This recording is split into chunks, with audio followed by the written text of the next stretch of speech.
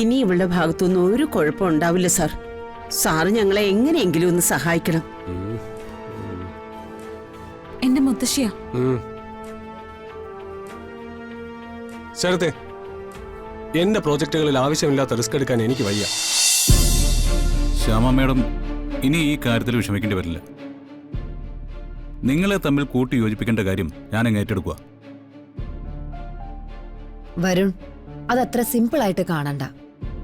രാധികയുടെ മനസ്സിൽ ഏറ്റവും വെറുക്കപ്പെട്ട കഥാപാത്രമാണ് അവളെ പ്രസവിച്ച് വലിച്ചെറിഞ്ഞ അവളുടെ അമ്മ. അവൾ അത് സ്വീകരിക്കാനുള്ള മാനസികാവസ്ഥയിൽ എത്തിയതിനു ശേഷം മാത്രമേ വരുൺ അവളോട് സത്യം പറയാവൂ. അതൊക്കെ അത്രയേ ഉള്ളൂ. അയാള് വളരെ വൈകാരികമായിട്ട് പ്രതികരിക്കുന്ന ഒരാളാ. ഞാൻ നോക്കട്ടെ എങ്ങനെ ഇത് കൈകാര്യം ചെയ്യാൻ പറ്റുമെന്ന്. ശ്യാമയ്ക്ക് വേണ്ടി വരുൺ ചെയ്യുന്ന ഏറ്റവും വലിയ പുണ്യമായിരിക്കും ഇത്. കാര്യമൊക്കെ ശരി തന്നെയാ. ഒരു കാര്യം പറയാതിരിക്കാൻ വയ്യല്ലോ. പെട്ടെന്നൊരു ദിവസം രാധികയുടെ മുമ്പിൽ ചെന്ന് നിന്നിട്ട് ഞാനാണ് നിന്നെ പ്രസവിച്ച അമ്മ എന്ന് പറയുകയും അമ്മയെ തിരിച്ചറിഞ്ഞ രാധിക മേഡത്തിനെ കെട്ടിപ്പിടിക്കുകയും ചെയ്തിരുന്നെങ്കിൽ അതൊരു സാധാരണ സംഭവം മാത്രമായേനെ.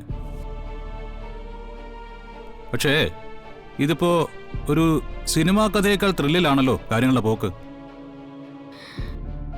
എന്റെ ജീവിതം എപ്പോഴും അങ്ങനെയായിരുന്നു വരുൺ. മുൻകൂട്ടി നിശ്ചയിച്ചൊന്നും ഒരിക്കലും നടന്നിട്ടില്ല. സംഭവിച്ചതൊക്കെ അപ്രതീക്ഷിതമായിരുന്നു. അതിന്റെ ആഘാതം ചെറുതുമായിരുന്നില്ല.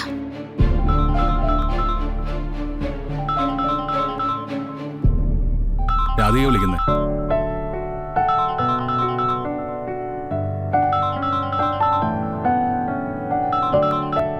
ഹലോ. ആ വരുൺ, ഞാനൊന്ന് ഫിദ മാഡത്തിന്റെ അടുത്തേക്ക് പോവാണേ. ഫിദ മാഡത്തിന്റെ അടുത്തേക്കോ? ആ അതെ, ഞാൻ കുറച്ച് ഗുലാബ് ജാം ഉണ്ടാക്കി വെച്ചിട്ടുണ്ട്. ഫിദ മാഡത്തിന് കുറച്ച് മാറ്റിയും വെച്ചു.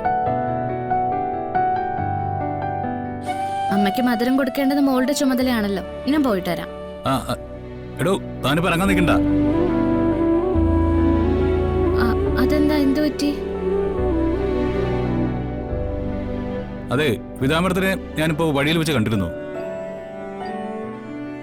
അത്യാവശ്യമായിട്ട് എങ്ങോട്ടോ പോവാണെന്നാ പറഞ്ഞേ. അയ്യോ, ഞാൻ ഇപ്പൊ തന്നെ ഇറങ്ങാന്ന് വിചാരിച്ചതാ. കുറച്ചു മുമ്പേ ഒന്ന് വിളിക്കാനും തോന്നില്ല. അതിന് താനിങ്ങനെ ടെൻഷൻ ആവേണ്ട കാര്യമൊന്നുമില്ല. താന് അതൊരിടത്ത് എടുത്ത് വെക്കേ. ഞാൻ വന്നിട്ട് നാളെ നമുക്ക് രണ്ടുപേർ കൂടെ ഒരുമിച്ച് കൊണ്ടു കൊടുക്കാം. ആ അതൊക്കെ ശരി തന്നെയാ. നാളെ പോവാൻ തീരുമാനിക്കുമ്പോ തിരക്കാണെന്ന് മാത്രം എന്നോട് പറഞ്ഞു കളയരുത്. ഇല്ലെന്നേ. തന്റെ അമ്മയുടെ കാര്യത്തില് ഞാനങ്ങനെ ഉപേക്ഷ വിചാരിക്കോ? ശരിയെന്നാ, ഞാനത് എടുത്തു വെക്കട്ടെ. ശരി.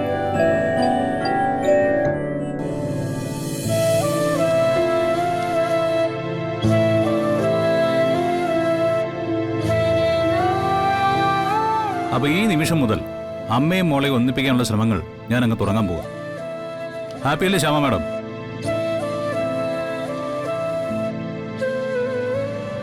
ചേടാ, ഇത്രയും വലിയൊരു കാര്യം പറഞ്ഞിട്ട് ഒന്ന് ജസ്റ്റ് ചിരിക്കുകയെങ്കിലും ചെയ്തൂടെ? എല്ലാം ശരിയാവും മാഡം. ലോകത്ത് ഒരു ശക്തിക്കും ഒരമ്മയുടെയും മോളുടെയും സ്നേഹം തടുത്തു നിർത്താനാവില്ല.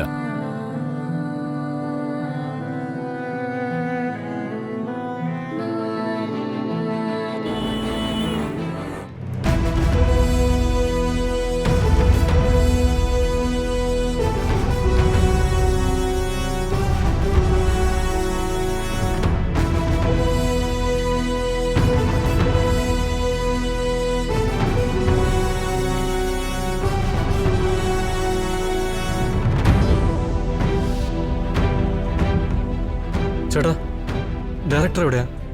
അവിടെ. കിരൺ, ഓക്കെ ആണോ? ആ റെഡിയാണ് സാർ, റെഡി.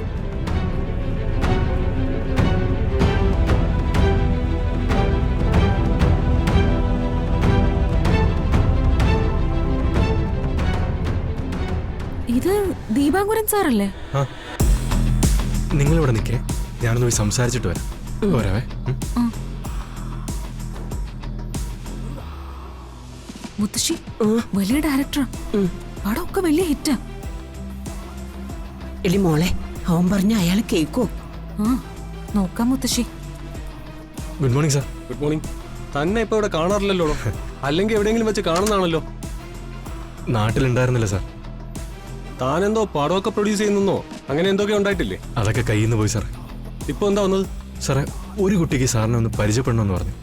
അവർ വന്നിട്ടുണ്ട്. ചാൻസിനാണെങ്കിൽ ഈ പടത്തിന്റെ കാസ്റ്റിംഗ് ഒക്കെ കഴിഞ്ഞതാ. സാർ, അടുത്ത പടത്തിന് നോക്കിയാൽ മതി സാർ. ആ വിളിക്ക്. Okay sir. സാർ, ഞാനേ സാറിനോടെല്ലാം പറഞ്ഞിട്ടുണ്ട്. നിങ്ങൾ വാ. വാ. ആ ആ സാർ, ഇതാണ് ഞാൻ പറഞ്ഞ പ്രിയങ്ക. ആ ഇവരാണോ? ഇവര് മുൻപ് സിനിമയിലൊക്കെ അഭിനയിച്ചിട്ടുള്ളതല്ലേ? സാർ, പക്ഷേ അതൊന്നും വർക്കായില്ല. എങ്ങനെ വർക്കാവും? നിങ്ങൾ അവിടെയൊക്കെ പ്രശ്നം ഉണ്ടാക്കിയിട്ടുള്ളതല്ലേ? ഞാനതൊക്കെ കേട്ടിട്ടുണ്ട്. അതെ സാർ, അന്ന് ചില അബദ്ധങ്ങൾ സംഭവിച്ചു പോയതാ. ഇനി ഇവളുടെ ഭാഗത്തുനിന്ന് ഒരു കുഴപ്പം ഉണ്ടാവില്ല സാർ. സാറ് ഞങ്ങളെ എങ്ങനെയെങ്കിലും ഒന്ന് സഹായിക്കണം. എന്റെ മുത്തശ്ശിയാ. ശരത്തെ, എന്റെ പ്രോജക്റ്റുകളിൽ ആവശ്യമില്ലാത്ത റിസ്ക് എടുക്കാൻ എനിക്ക് വയ്യ. വർക്ക് എനിക്ക് സ്മൂത്ത് ആയിട്ട് നടക്കണം. സാർ, പ്രിയങ്കയുടെ ഭാഗത്തുനിന്ന് ഇനിയൊരു തെറ്റും വരില്ല സാർ. മുത്തശ്ശി കൂടെ പറഞ്ഞതല്ലേ.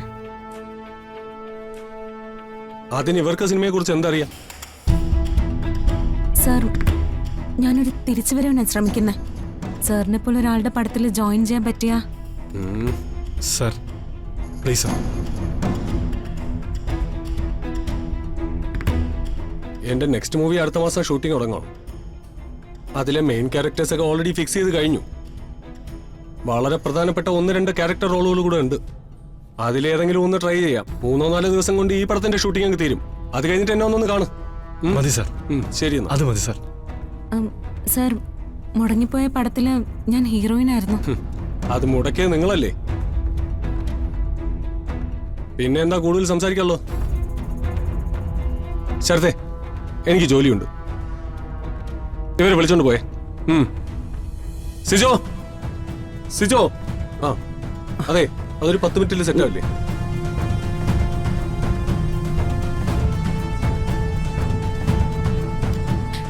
ശരത്തെ, ഞാൻ അഭിനയിക്കുന്നെങ്കിൽ നായികയായിട്ട് അഭിനയിക്കും. അല്ലാത്ത വേഷമൊന്നും എനിക്ക് വേണ്ട. പ്രിയങ്ക എന്തറിഞ്ഞിട്ടായി പറയുന്നേ? സിനിമയിൽ നിത്യേന പുതിയ പെൺകുട്ടികൾ വന്നുകൊണ്ടിരിക്കുക. അപ്പൊ അവര് തേടി വന്നോളും. ഉള്ളതാവട്ടെ മോളെ. പ്രിയങ്ക, ഒന്നെങ്കിൽ ചെറിയൊരു വേഷം ചെയ്ത് സിനിമയിലേക്ക് തിരിച്ചു വരാം. അല്ലെങ്കിൽ ഈ ആഗ്രഹം ഇവിടെ ഉപേക്ഷിക്കേണ്ടി വരും. കയ്യും കാലും പിടിച്ച് ആ ക്യാരക്ടർ വേഷത്തിലൊന്ന് അങ്ങേരെ കൊണ്ട് സമ്മതിപ്പിക്കാൻ നോക്കാം.